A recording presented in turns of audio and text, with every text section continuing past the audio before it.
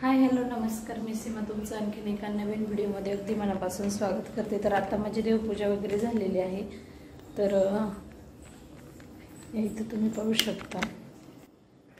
तर देवपूजा वगैरे झाली। आता मी बनवणार आहे नाश्ता। पिल्लू गेला स्कूलला आणि ह्यांची तब्येत जरा बरी नसल्यामुळे ते आहेत घरी, त्यांनी आज घेतलेली आहे सुट्टी। तर या ठिकाणी आम्हाला नाश्त्यासाठी मी बनवत आहे पोहे। तर चला आता मी पोहे बनवते।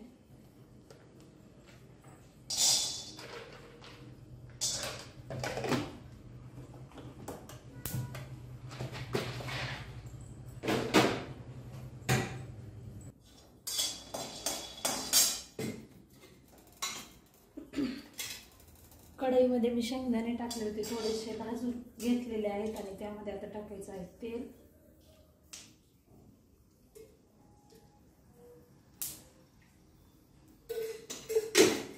तर या इथं तेलामध्ये सुरुवातीला थोडेसे भाजून घ्यायचे आणि त्यानंतर तेलामध्ये आपण हे शेंगदाणे तळून घ्यायचे आहेत। यामुळे खूप छान लागतात आणि पोह्यांची देखील टेस्ट मस्त येते।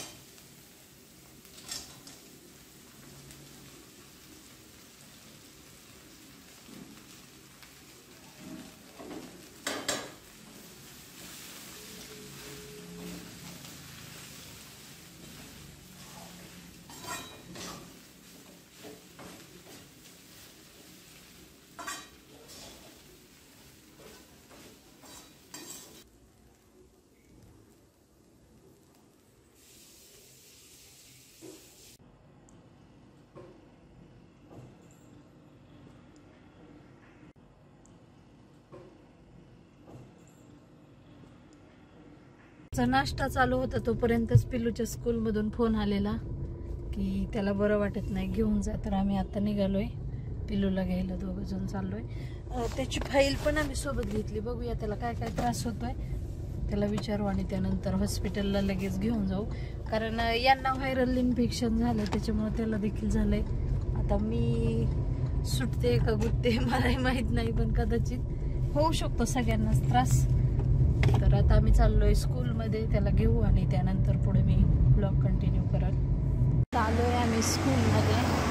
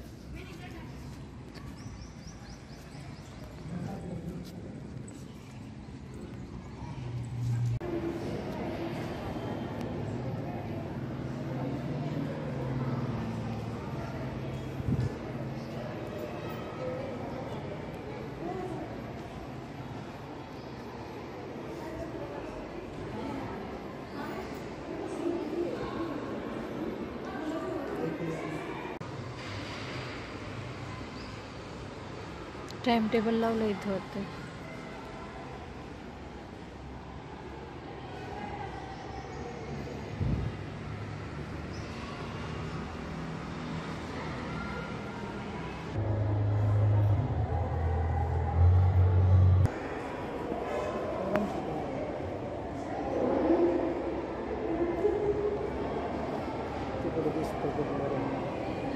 तो ह्याच्यात असेल.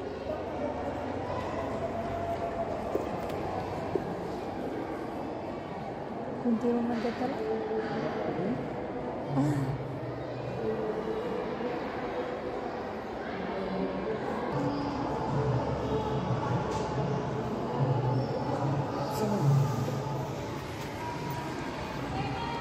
काय होतंय?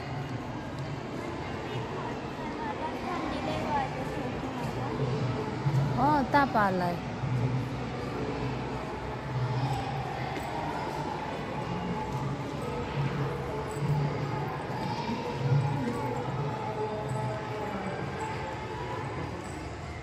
वीक वाटतंय का जास्त? हो, त्यानेच आला असेल. एवढी सायकल नाही चालवायची बाळा.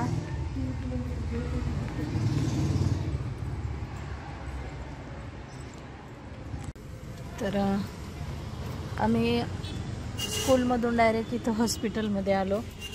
पिल्लूचं हॉस्पिटल वगैरे झालेलं आहे आता, आणि खूप सारे औषध दिलेत कारण त्याला व्हायरलचाच त्रास आहे.